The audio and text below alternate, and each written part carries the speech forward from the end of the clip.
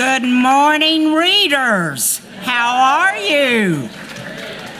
How about this festival? Has it not been incredible? And you know, these things don't happen by accident. So let's give a round of applause to Sarah Moriarty and all of her team, because it has been fabulous.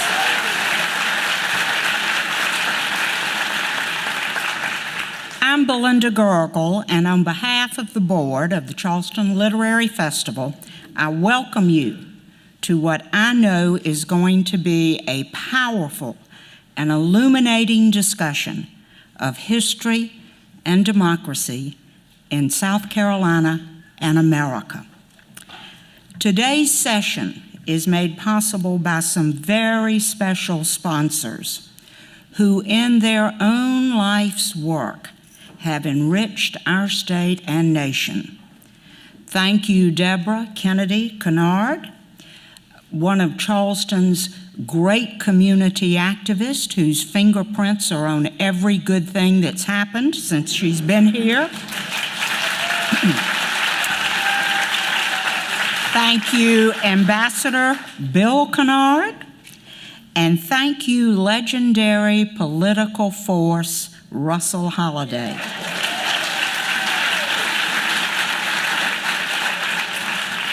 Thank you for your commitment to democracy, your philanthropy, and your support of the Charleston Literary Festival. And let me just mention, if anyone in this audience would like to join them in becoming sponsors, I think Suzanne Pollock tells me that there's still a little bit of room left, okay? We also have a strong commitment to community and education, and we are hosting this year hundreds of students from all over the Southeast. Special thanks to Ted and Elizabeth Dinner-Smith for offsetting the cost of school field trips to the festival, and to the Good Neighbor Fund for providing books for visiting students. Let's give them a round of applause.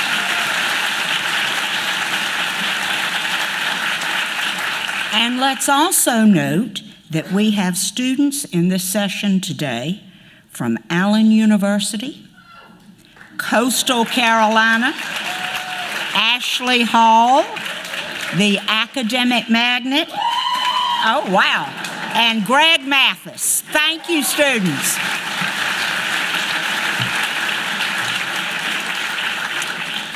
We are so honored to have two incredible individuals with us today whose work has opened our eyes to the complexity of democracy in this great nation.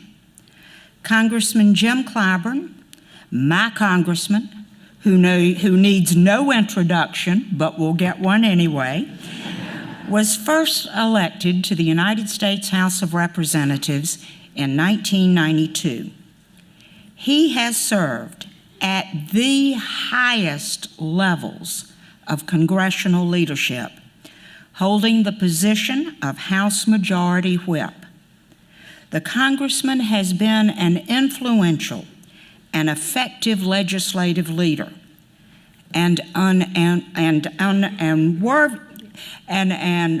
unwavering voice and champion for civil rights. Born in Sumter, South Carolina during the Jim Crow era, the congressman grew up in a family that valued education, books, the church, and the powerful stories of history. He is a graduate of South Carolina State University. The congressman has been part of every great advancement that South Carolina has made over the last half century. On a national level, he has been awarded the NAACP's highest honor, the Spingarn Medal. He's been awarded the Lyndon Baines Johnson Foundation's Liberty and Justice for All Award, the Harry S. Truman Foundation's Good Neighbor Award, and holds honorary degrees from nearly 40 colleges and universities across this country.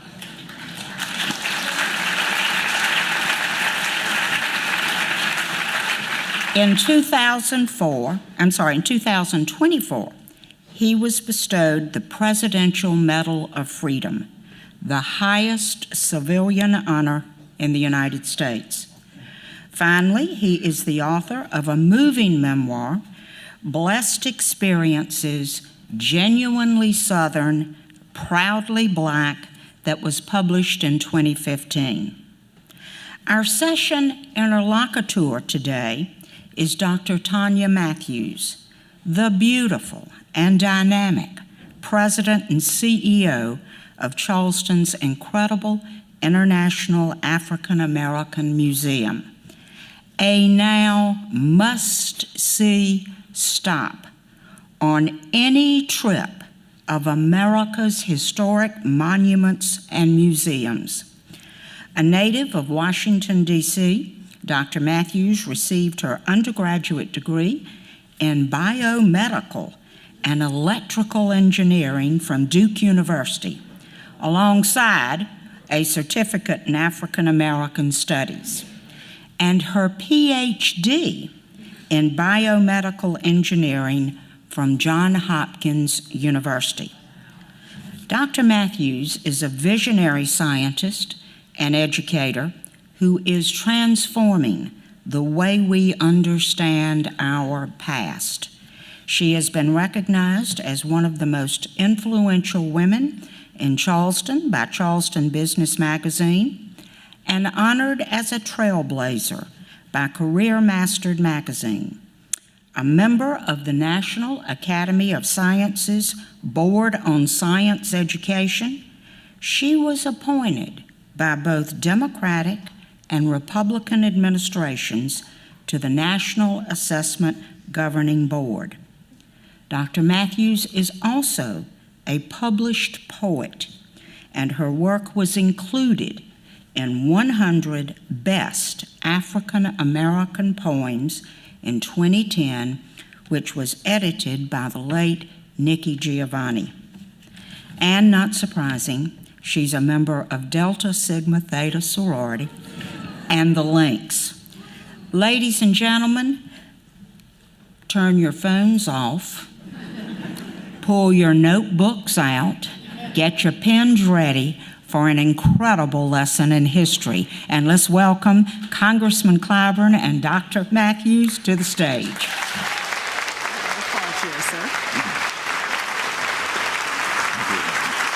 Thank you. Thank you. Thank you.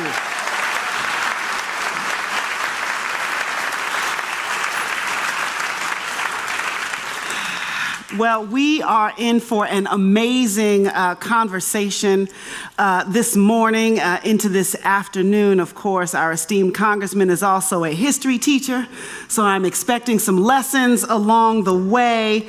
And so we're going to have a large conversation here that's going to span a couple of centuries, but let's level set. I know the book is hot off the presses. Mine is still warm and smoking.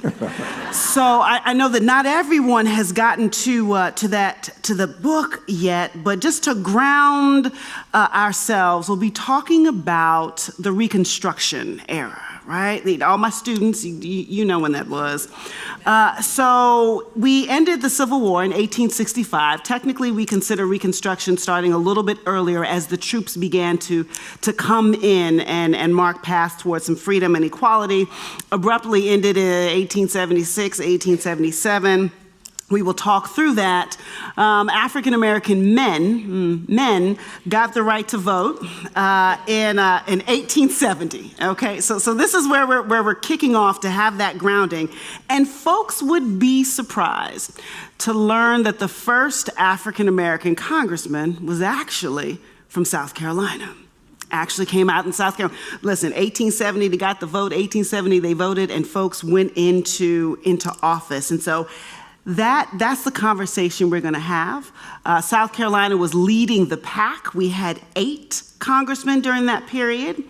So the first question I want to ask, because, we level set, and I'm reading your book, and I was doing my preparations, but of course, you are a South Carolinian native son.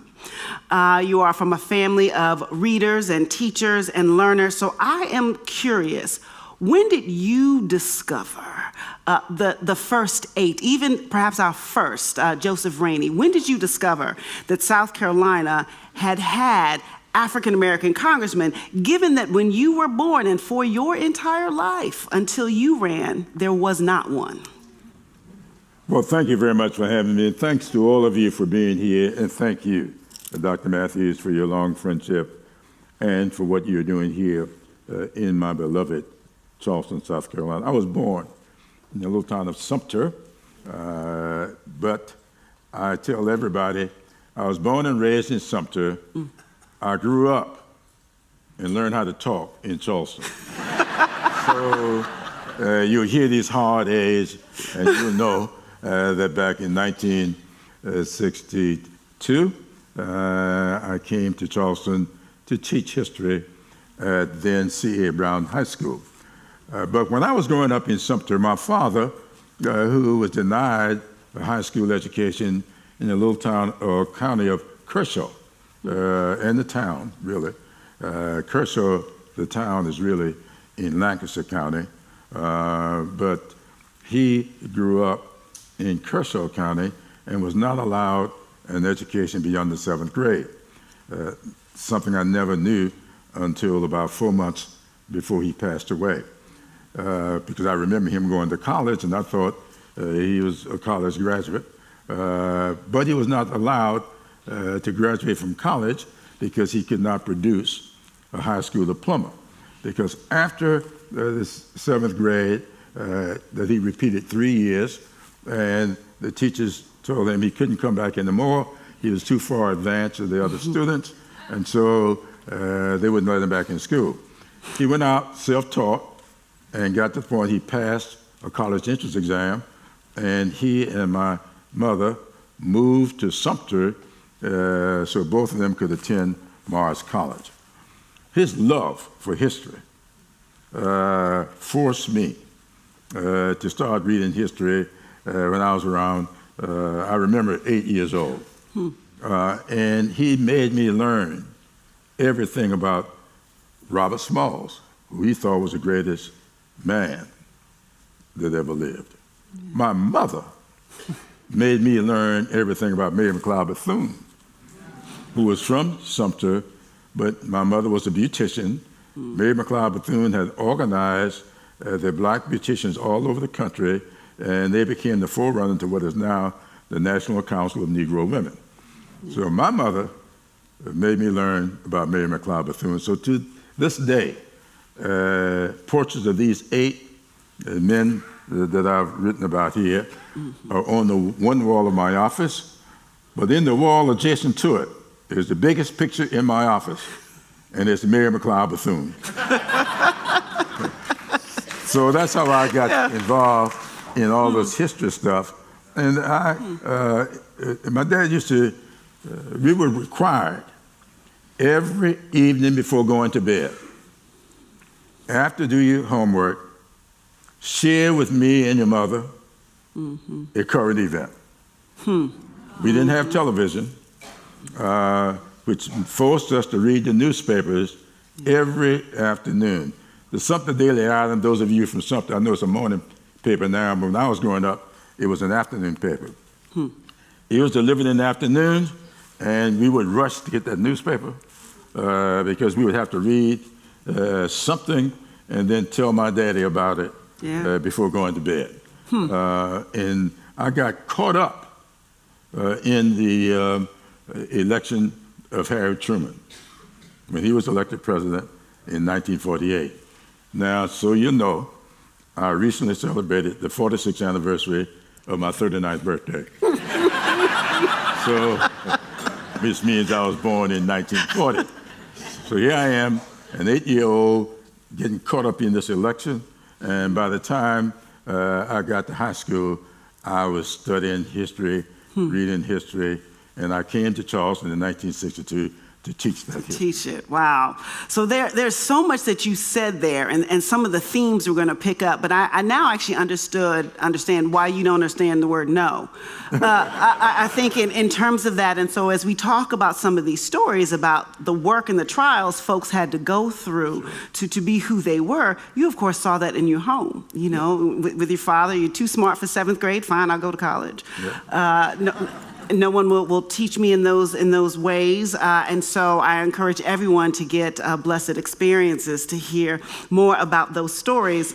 And you've also alluded to, I think, our next topic. Now, there were 8. We're not going to be able to discuss all 8, but I wanted to pull out a couple of stories about a couple of these men who were courageous enough, savvy enough, dare I say, genius enough, even at that time period, to become our congressman. And we'll go ahead and we will start with Daddy's favorite.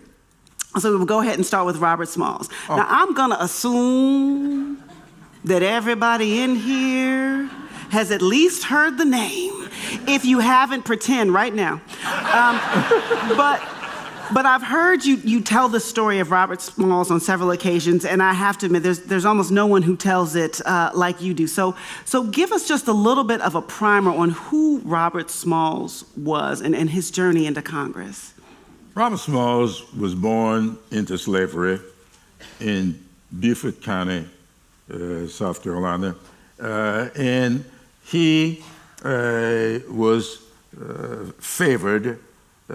His mother lived and worked in the house of their owners, and so Robert Smalls stayed there with her, which meant that he was living a different life than the other enslaved people. And so he started running around with the owner's children and doing the same things that enslaved people were not supposed to do. So his mother got very concerned that he would get injured, if not killed. And so she talked the owner into allowing him to come to Charleston from Beaufort and to work. And the owner, of course, would get all of the wages except for $1. Well, he wasn't out in Charleston long before he was working first as a lamplighter, but he did other jobs. Finally, he got a job on the waterfront. Mm-hmm. Mm-hmm. So around the age of 17, he was working on the waterfront. He had demonstrated significant leadership. And so the owners, the operators of this ship that he was working on, the planter, started giving him sort of leadership roles, made him sort of like the supervisor. Well, Robert Smalls developed a tremendous relationship with the other enslaved people on the ship, and they would play around, and every Friday night, the 3 people who operated the ship would come into Charleston and would not return to the ship until the next day. Robert Smalls noticed this habit, and he also started to study the currents, and he learned what the whistles on the ship meant. And one day, he was prancing around the ship.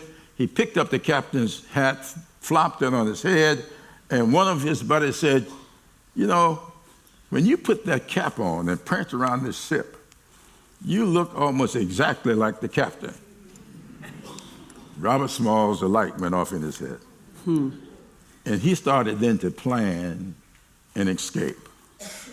And to shorten the story, he successfully navigated the one Friday night when all of the 3 guys went ashore.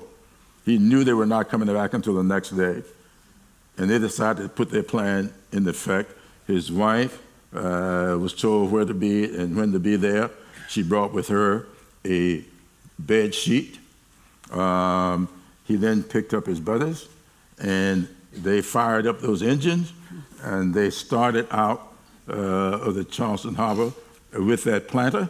As they got to Fort Sumter, he knew what whistles to blow, and he, after sounding those whistles, Went through 5 century points, and he successfully navigated every one of them. And then when he got to Fort Sumter, did what was necessary with the whistles. One of the sentries at Fort Sumter yelled out at him, "Go blow those Yankees to hell."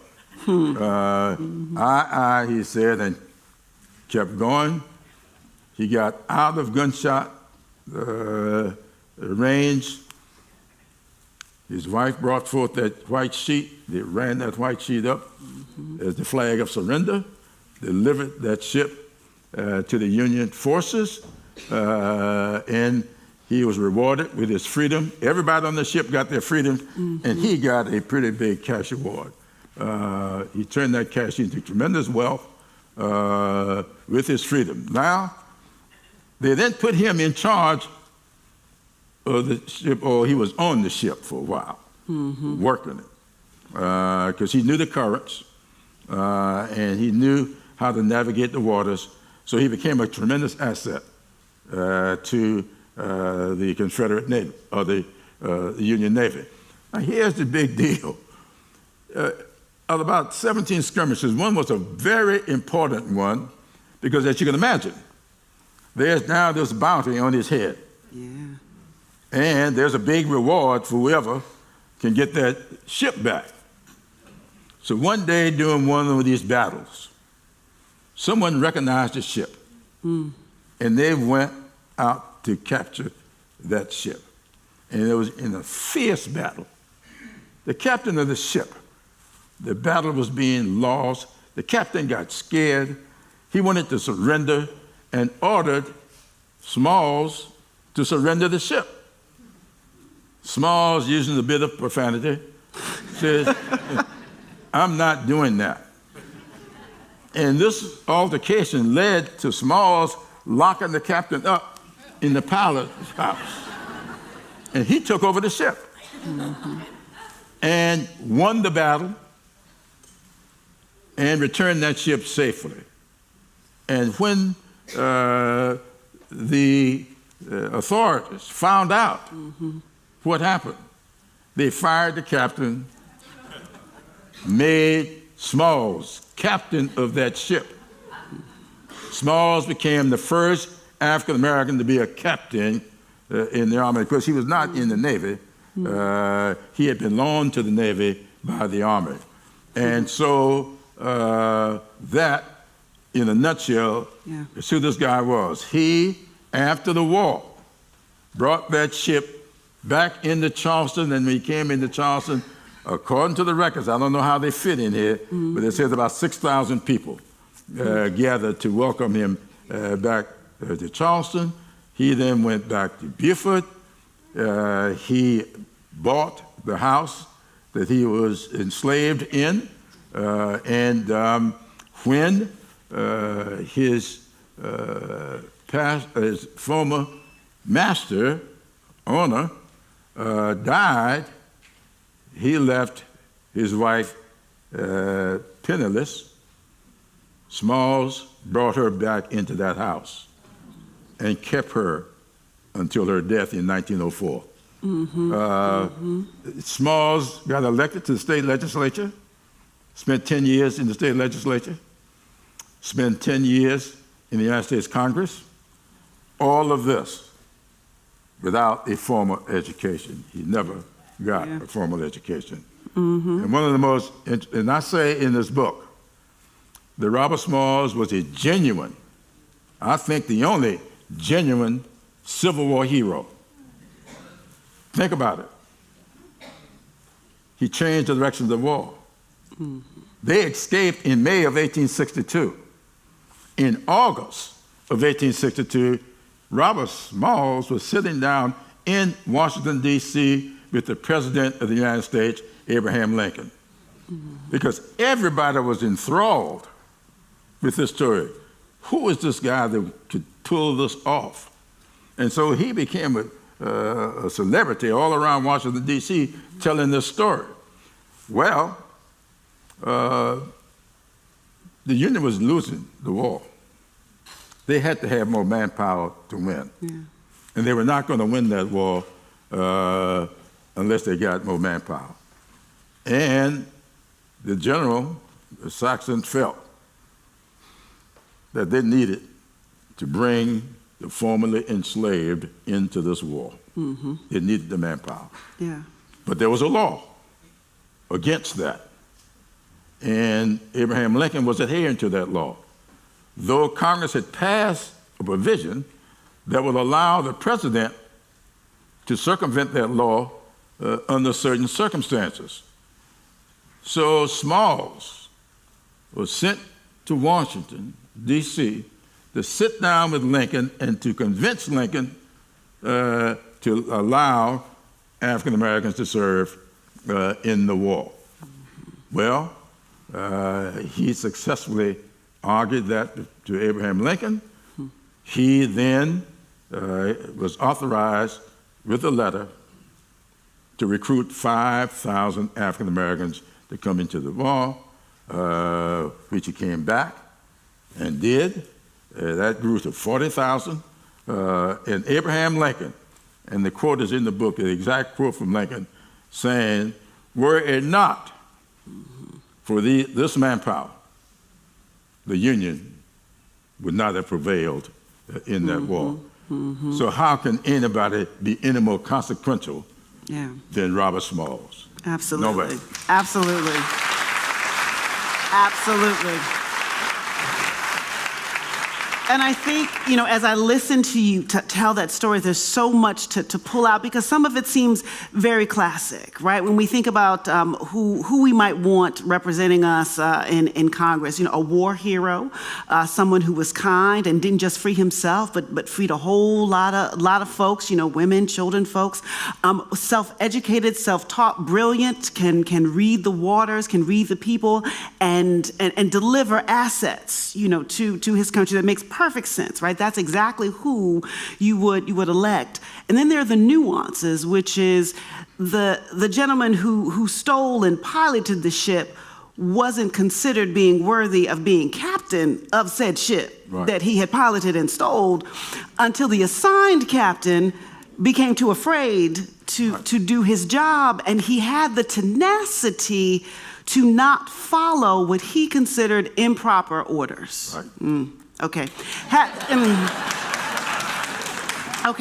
And so we did that, and then even with that, he had the opportunity to simply become a celebrity, right? There's no Instagram or podcast or whatever, but he could have just become a celebrity, but he decided to still be in the fight, both on the water and in the president's office, saying, you need this help.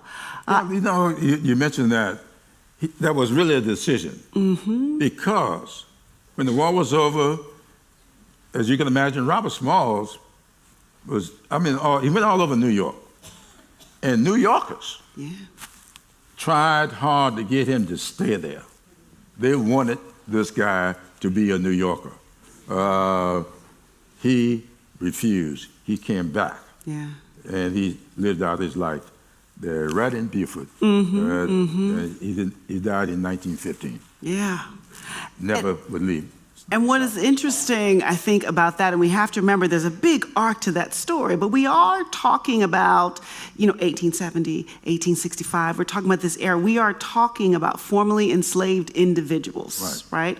Who were refused education and understanding, but understood this bigger picture. But of course, we know that Smalls was not the only one, perhaps not even the one credited with first. So then there is Joseph H. Rainey. Right? And I like his story because it's got the international connection, so I hope you throw that in there too. Joseph Rainey was actually the first African American to be elected to the United States Congress in the history of the country. Now, I emphasize the word elected because those of you who will look at history, you will see that there were 2 African American senators. But at that point in time, the senators were not elected. Senators were appointed by the legislatures to go to Washington to represent. And so the first one elected to serve was, in fact, Joseph Rainey, who was from Georgetown. Now, Rainey was born enslaved, but he did not escape from slavery. His father was a barber, and he earned money barbering, and was allowed to keep some of his money. He used the money he kept to purchase his family's freedom. And they moved from Georgetown to Charleston. And Rainey was taught barbering by his father, and his barbershop was in the Mills house. That is where he was working as a barber, free, black, and when the war broke out. He was then conscripted into the war to fight on the side of the Confederates. Of course, he did not relish that thought. He escaped. He and his wife both left Charleston on a ship and went to Bermuda. And they lived out. There's somebody from Bermuda back there. Are you from Hamilton? Where are you from? Somerset. Okay. There are two barber alleys in Bermuda, both named for Rainey, because when he went to Bermuda, he set up barbering. His wife opened a dress shop, and they earned tremendous wealth while they were there. They rode out the Civil War in Bermuda. When the war was over, they came back to South Carolina. He then went back down to Georgetown, where he was born, and that's where he entered politics. He ran for the Congress legislature first from Georgetown, and was sworn into Congress on December 12th, 1870. Now, the interesting thing about this is that the way he got to be first alone is because he was elected along with others. And at that time, you didn't take office until the following March. Now you do in January, but back then it would be March before you would take office after getting elected. In the meantime, a congressperson was kicked out of Congress for selling appointments to the service academies. And when he got kicked out of Congress, they called a special election. Now, in the regular election, Rainey had already been elected to take office the following March, which had been 1871. When they called for the special election, this guy that got kicked out decided he was going to run in the special election. Who would have thought? And he won it.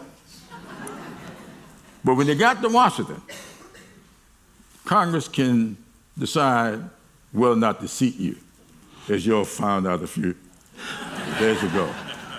And the decision was made not to seat him. And he was not seated. And therefore, another election, special election was called. Rainey won that. And so he, having won the regular election, then he won the special election. The special election was for immediate. So then he immediately got sworn in on December 12th. And the other two that got elected along with him, they were all sworn in together the following March. So that's the way Rainey got to be first. He was only first by about 3 months. And then he was joined by DeLarge and Robert Brown Elliott later. So I'm gonna draw a little theme here. We started with the Civil War hero, and then we have the story of an entrepreneur. And now I want to jump into the last of the triumvirate, which is the preacher. Right, and I know I seem to be focusing on the Low Country. My apologies to the rest of the state, but that's just the way the book runs. So let's talk about the last individual whose story I want to go into, and we'll talk about some of the bigger picture, is Richard Kane. Right. Richard Kane, a remarkable person, born in West Virginia. Well, what is now West Virginia, as you know, it was one big state, Virginia, and there's a little thing of the slavery, and that state got split over the question of slavery. And believe it or not, though the voting is flipped since, at the time, the part, Greenbrier, where he was born, became West Virginia. So Richard Kane was born in West Virginia, but his family moved to Ohio. And he felt a call to the ministry, and he went to Ohio.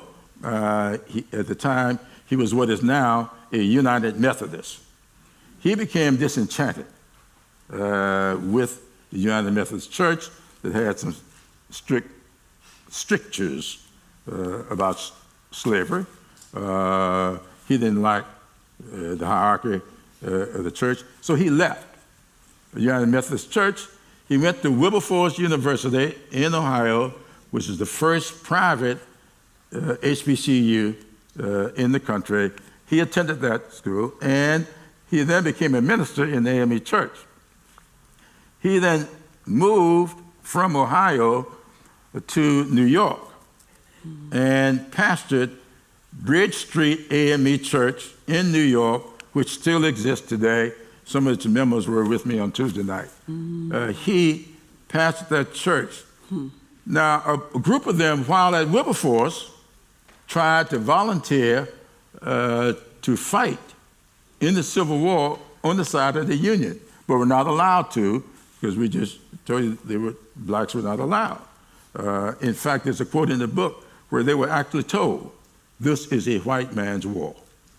And he then, in New York, rode out the war there in New York.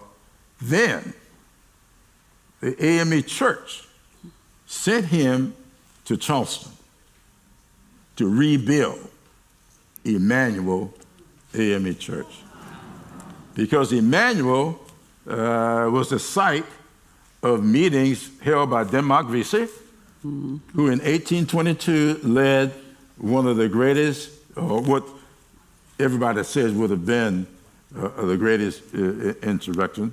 However, one among them, a guy named Peter Prelo, later known as Peter Desverney, Peter Prelo decided to tell his master about the plans being made by Denmark Vesey. Vesey and 30-some odd of his compatriots were hanged there on Ashley Avenue, right here in Charleston. By the way, when they cut that tree down, Mayor Joe Riley gifted me with a piece of that tree that I keep today. Anyway, now the church disbanded and burned down. It's sitting there. The AME Church sent Kane to Charleston to rebuild that church, which he came to Charleston to do, was so successful. The church got too big, over 4,000 members. He then built a second AME church around the corner on Mars Street, that is Mars Brown AME Church, where I still hold membership. He then named it after the guy who had been the pastor of Emmanuel. His name was Mars Brown. He had to escape after this Vesey died. He got out and went to Philadelphia, and he became the second bishop in the AME Church. Richard Kane was thought upon as he was just worshiped by African Americans in this city, almost to his own. He was embarrassed by it, and I write about this in the book quite a bit. He became Big Daddy. He hated that because the supremacists turned it into a negative, just like they've done with so many other words. But he ran for Congress and got elected. He became the fourth African American to serve in Congress from South Carolina. Now, let me give you the sequence. Rainer was number one. Number two, I put in the book sort of alphabetically, DeLarge was number two. Robert Brown Elliott was number three, and Richard Kane was the fourth one. Became very successful, very popular. He was the founder of Lincolnville, South Carolina, right outside of Somerville. And he found the town in order to provide housing for blacks. He saw housing as the quickest route to wealth building, and that's what he ended up getting indicted and put in jail for. He was accused of mortgage fraud.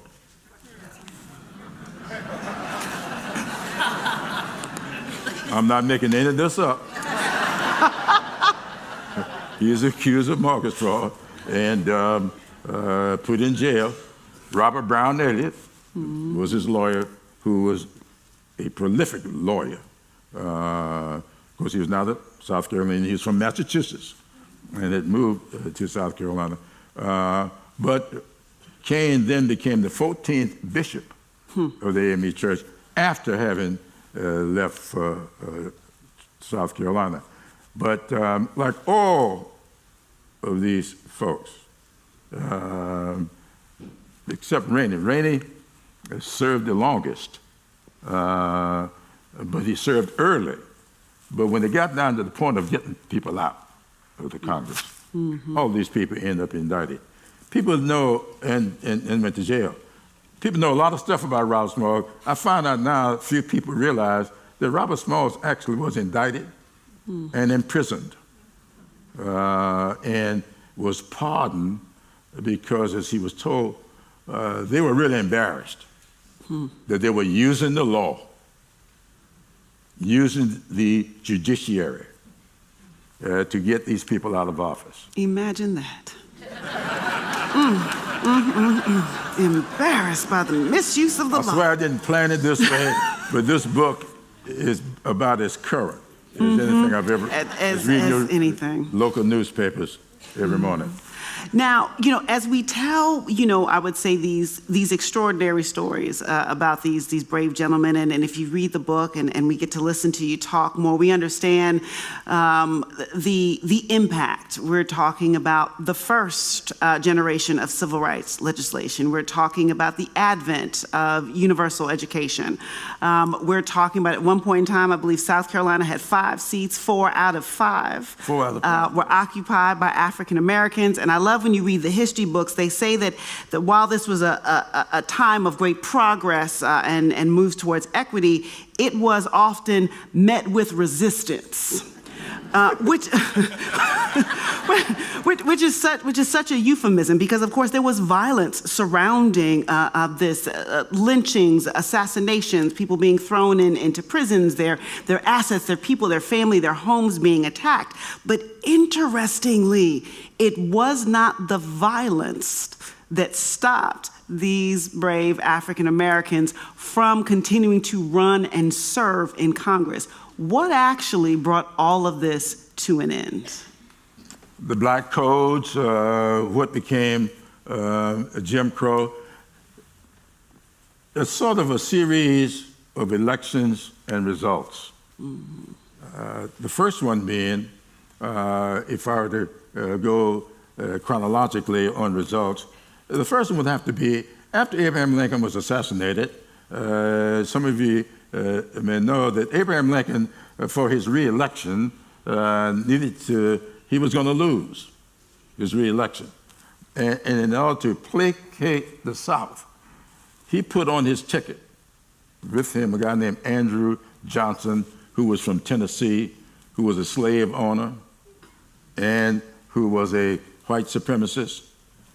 Lincoln put him on the ticket in order to ameliorate the South, and he could get and he got reelected. What he couldn't do is to prevent the assassination. Now, here's the interesting thing.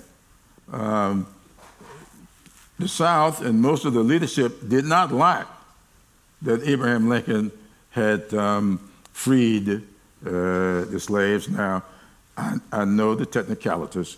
The Emancipation Proclamation could only live through the presidency. So that's why Lincoln fought very hard for the 13th Amendment, which is really what freed the slaves. But they were already free before the 13th Amendment was ratified. But when he died, Andrew Johnson became president. So Andrew Johnson set out to undo everything Lincoln had done. And in his, to do so, he had to defy Congress because Congress had passed the 1866 Civil Rights Act. He set out to undo all of that. And even went so far as to fire the cabinet people who were enforcing the law. Anybody that didn't do what he wanted done, he had them fired. Defied the Congress. Sounds familiar? Now, here is what happened. Congress impeached Andrew Johnson. He became the first president to be impeached. And when the impeachment went over to the Senate failed to convict him by one vote. So by one vote, we continued the dismantlement of Reconstruction. Then we got the election of 1876. Samuel Tilden from New York running for president. Hayes from Ohio, Rutherford B. Hayes running for president. When the election was over, at the time you needed 185 electoral votes in order to be president. Samuel Tilden from New York had 184. Missed it by one. Rutherford B. Hayes from Ohio had 165. Missing it by 20. When the election was over, there were 3 states that had sent up duplicate, separate sets of electors. Florida, South Carolina, and Louisiana. So the House didn't know what to do now. So as for you to know to get it right, there were 21 electors. One came out of Oregon who had no business being there. I don't know how he got on, but he ended up elected, and he was not a citizen or something. They kicked that one out. So you're left with only 20 from these 3 states. So the House decided to form a committee of 15 members to study the issue, meet with the candidates, and make a recommendation to the House. Well, they did. And the 15-member committee voted 8-7. One vote to give the 20 votes that were in dispute to Hayes. Hayes from Ohio, Hayes a Republican. Hayes made some promises to them. I wasn't in the room. I have no idea what the promise was. I know what he did. By one vote, he got the 20. Therefore, he got the 185. He became president of the United States by one vote. So this book is all about the power of one vote. By one vote, the president, who did not want the formerly enslaved to have their freedom, missed being kicked out of office by one vote. Hayes, who made a deal to take the troops out of the South and bring it into Reconstruction, became president, 185 to 184 by one vote. He became the nominee because he got those 20 votes by a vote of 8-7, one vote. So, Hayes became president in April of 1877. Within 1 month, he removed all the troops from the South, and the end of Reconstruction came in 1877. Yeah. So the power of one vote, what it's all about. Then, court decisions interpreting the 1866 Civil Rights Act. Court decisions, like those court decisions that just interpreted the 1965 Voting Rights Act, gave a connotation to these laws that allowed the redeemers in the South to have their way with the laws. And it all came to pass where my parents, I remember when my parents were first allowed to cast an effective vote in South Carolina, because these laws, how many bubbles in the bar of soap, how many jellies, jelly bean jar, these kind of insulting things were used to keep people from registering to vote. Absolutely. And so what the threat is in some people's minds, including mine, we may be headed back in that same direction if this is not arrested soon. Absolutely. And so, one of the things I enjoy about speaking with you, Congressman, is that I start out with 12 questions and you answer 6 per answer. So, so it's I learned that from Fritz Hollins, who taught me how to filibuster. It's very, very good. And that too is the truth. And so now we're going to move into to questions from the audience. I know we have lots of teachers and shouters in the room, but please do use the microphone as it's coming to you. We'll probably have a time for just a few questions, and then we're going to give ourselves the opportunity to close out. Hi, my name is Matthew Asada, and I really appreciated this historical lesson. One of the questions I wanted to ask was, whether it was in the process of this book or in your term in Congress, about the power of the pardon. Because you mentioned Robert Smalls getting pardoned, and then I'm sure over time we've seen the pardon being used in different ways. And if you want to comment whether it was then how it was used or today, the promise of the pardon or how it can be used for good. Well, it's not the book. As I said, I've really been studying this stuff all my life. I don't know exactly what was in my dad's head.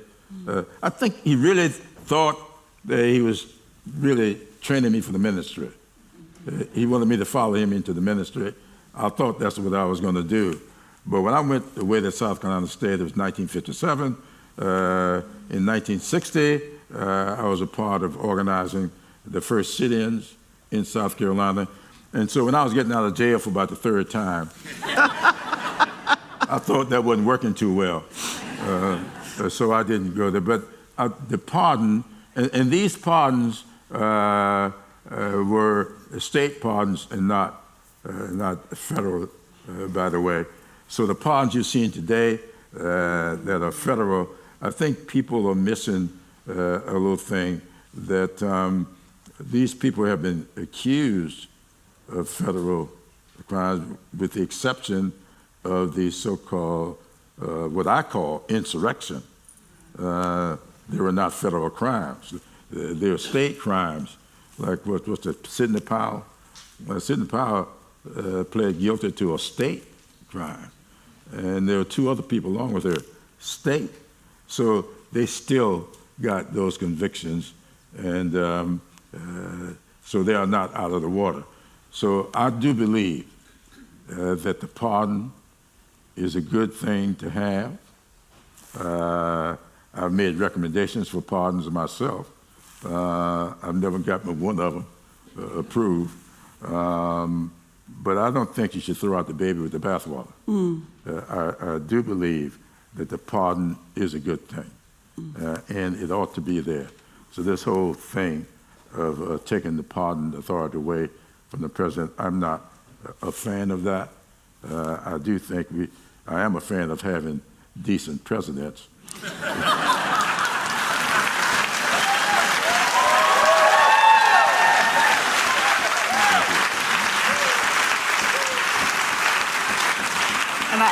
And I want to acknowledge, that's a very neutral statement. It's a very neutral statement. Everybody wants a decent president. Yes, ma'am. As a resident of South Carolina, I just want to thank you for serving us. I feel like you're the only one in Washington these days who are there to serve the people. And I thank you. Thank you. Thank you. Thank you. Thank you. And I'd like to get your perspective of what is happening. I'm not sure where we are with the redistricting and reapportionment in the state of South Carolina. Do you feel like your seat is at risk now? And then a second to that, something to say about the decimation of the Voting Rights Act. The short version, Congressman. I'm sorry? The short version. Dr. Matthews knows me too well. Do I feel? Yes. The fact of the matter is, there are folks in the state legislature who do not believe in that which is fundamentally fair. If you were to look at the state itself on a partisan basis, the state consistently vote 42 to 44% Democratic, yet in the House of Representatives, it's 14% Democratic. We have 28% population of African Americans, yet in the House, that's 14%. Is that under threat? Yes. Do I fear it? No. But it is under threat. You see, I've been in this seat, 32 years? I'm 85 years old. I'm going to be gone one way or the other very soon. And that, it shouldn't be about me. It should be about this state and whether or not the state of South Carolina will have a congressional delegation that can have diversity in the things in discussions we have. You know, I was married to the same woman for 58 years. Emily and I got married in June 1961, and she passed away in 2019. It was 58 years. Our firstborn is here somewhere, Mignon. Where are you, Mignon? She is always, sometimes I think she's ashamed of me. But she will tell you there were a lot of disagreements in our house. We were not unanimous in our thought, but there was unanimity in the family. And I think that you can have unanimity in our legislative halls without it being unanimous. Mm-hmm. Thank you for that. Thank you.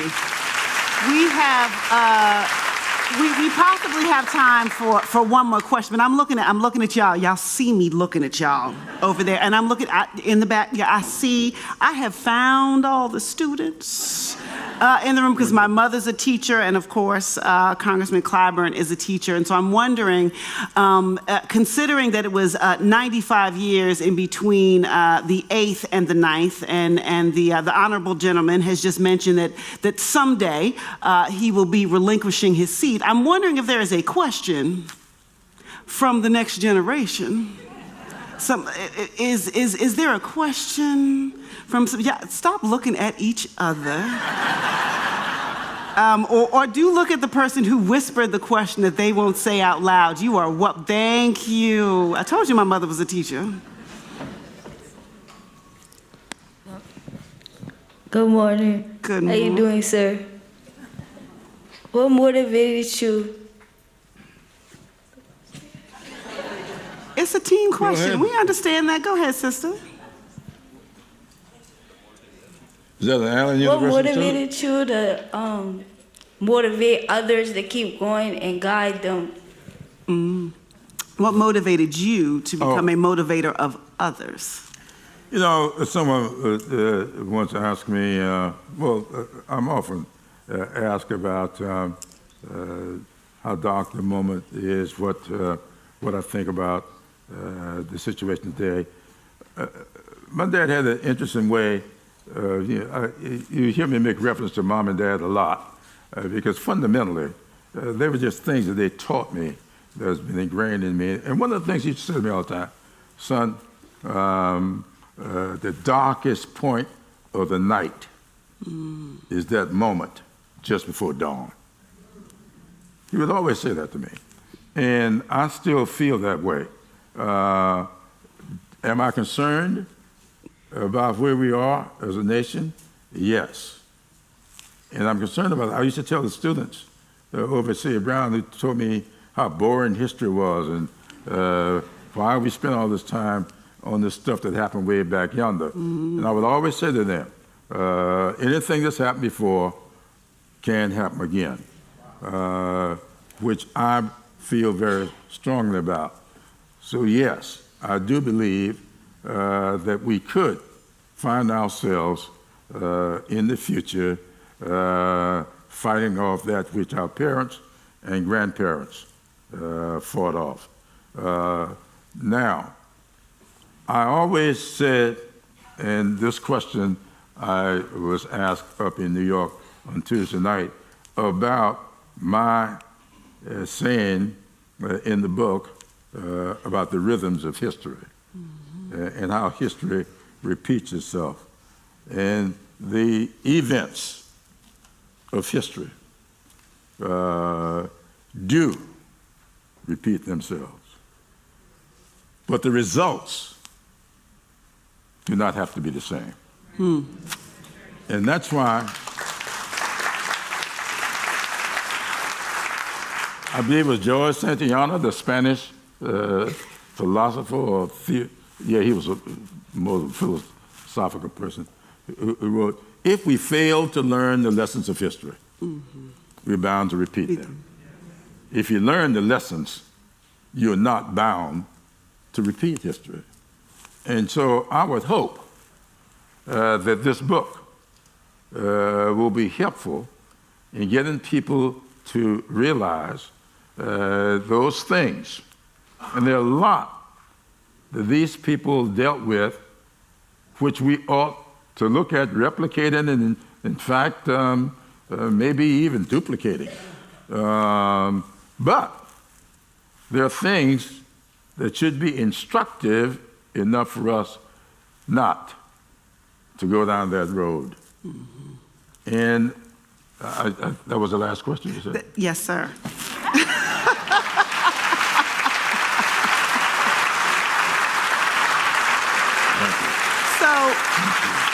So we are, of course, out of time. Ladies and gentlemen, the Honorable. Thank you.